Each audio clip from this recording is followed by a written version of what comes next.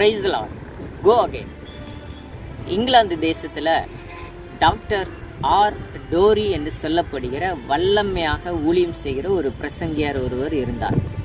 பிரிங்டன் என்று சொல்லப்படுகிற ஒரு இடத்திலே அவர் அந்த சுவிசேஷ பிரசங்கத்தை அவர் செய்து கொண்டிருந்தார். அந்த சுவிசேஷ கூட்டம் நடந்து முடிந்த பொழுது, அன்றைய நாள் மாலை கூட்டம் முடிந்த பிறகு டாக்டர் ஆர் டோரி அவர்களுடைய உதவியாளரை பார்க்கும்படிக்கு ஒரு நபர் அந்த ஹோட்டலில் காத்து கொண்டிருந்தாராம். பசியும் உண்டாயிற்று, மிகுந்த களைப்பும் இருந்தது. ஆகினால இந்த உதவியாளர் அந்த நபரை சந்திக்காமல் வேகமாய் சென்று சரி சாப்பிட்டு விட்டு வந்து இவரை சந்திக்கலாம் என்று சொல்லிவிட்டு அவர் போய்விட்டார். சாப்பிட்டு முடித்த பிறகு அவர் வெளியே வந்து அந்த நபர் காத்து கொண்டிருந்த இடத்துல வந்து பார்த்த பொழுது அந்த உதவியாளருக்காக காத்து கொண்டிருந்த அந்த நபர் அங்கே இல்லை. உடனே அவர் நினைத்து விட்டாராம், சரி எங்கேயாவது அவரும் சாப்பிட போயிருப்பார் என்று சொல்லி சரி ஒரு சில நிமிடங்கள் நம்ம அவருக்காக காத்திருக்கலாம் என்று சொல்லி அவர் அங்கே காத்து கொண்டிருந்தாராம். அப்போ அந்த ஹோட்டலின் உரிமையாளர் அவர் வந்த பொழுது டாக்டர் ஆர் டோரி அவர்களுடைய உதவியாளர் இங்கென்ன வெயிட் பண்ணிட்டு இருக்கிறாரு, யாருக்காக காத்து கொண்டிருக்கிறார் என்று சொல்லி வேகமாய் சென்று அவர்கிட்ட போய் கேட்டாராம், யாருக்காக காத்திருக்கிறீர்கள் என்று சொல்லி.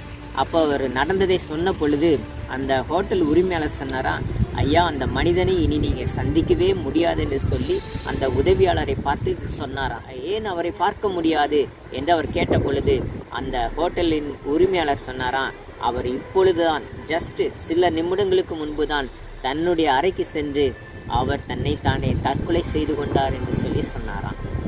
இதை கேட்ட உதவியாளருக்கு பயங்கரமான ஒரு அதிர்ச்சி. ஒரு சில நிமிடங்களில் அந்த நபர் இந்த உதவியாளரை சந்தித்திருந்தால் அல்லது இந்த உதவியாளர் அவரை போய் சந்தித்திருந்தால் அந்த மனிதனை காப்பாற்றி இருந்திருக்கக்கூடும். 6:8 சொல்லுகிறது, யாரை நான் அனுப்புவேன், யார் நமது காரியமாய் போவான் என்று வசனம் சொல்லுகிறது.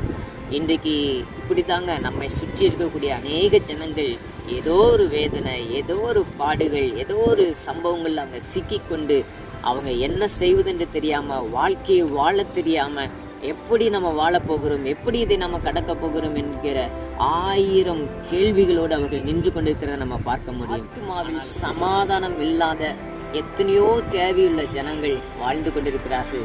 அவர்களுக்காக நம்ம ஜெபிக்கணும், அவர்களுக்கு நம்ம சுவிசேஷத்தை சொல்லணும், அவர்களுக்காக இயேசு கிறிஸ்துவினுடைய சமாதானத்தை குறித்து நம்ம சொல்லணும், அவருடைய தியாகத்தை குறித்து நம்ம சொல்லணும். கண்டிப்பாக வாய்ப்பு கிடைக்கும் பொழுது, நேரம் கிடைக்கும் பொழுது ஆண்டவரை பற்றி நம்ம சொல்லி, யார் நமது காரியமாய் போவான், யாரை நான் அனுப்புவேன் என்ற வார்த்தையில் நம்ம இன்னைக்கு சொல்லணும், அப்பா நான் என்ன ஒப்பு கொடுக்கிறேன், என்னை அனுப்புங்க, என்னை அனுப்புங்க ஆண்டவரே, என்னை அனுப்புங்க, நான் போகிறேன் என்று சொல்லி எத்தனை பேர் நீங்கள் ஒப்பு கொடுக்க முடியும்? இன்றைக்கு நம்ம முன்னேறி போவதை குறித்து நம்ம பேசி கொண்டிருக்கிறோம். நம்ம முன்னேறி போகணும்னா ஆண்டவர் நமக்கு என்ன சொல்லுகிறாரோ அதன்படி செய்கிறவர்களாக இருந்தால் நிச்சயமாக அவருக்கு ஏற்ற அந்த சித்தத்தின்படி நம்ம செய்து முடிக்க அவர் நம்மை வழி நடத்துவார். நம்மை சுற்றி இருக்கிற ஜனங்களையும் நோக்கி பாருங்க, அவர்களுக்காகவும் ஜெபம் பண்ணுங்க. உங்களால் முடிந்தவரை வாய்ப்பு கிடைக்கும் பொழுது இயேசு நல்லவர், அவர் வல்லவர் என்பதை குறித்து நம்ம சொல்லி ஒரு நற்செய்தியை நம்ம சொல்லுவோம். கண்டிப்பாக நிச்சயமாக நம்முடைய பிரயாசங்களை கர்த்தர் ஆசீர்வதிப்பார். Have a nice day. God bless you.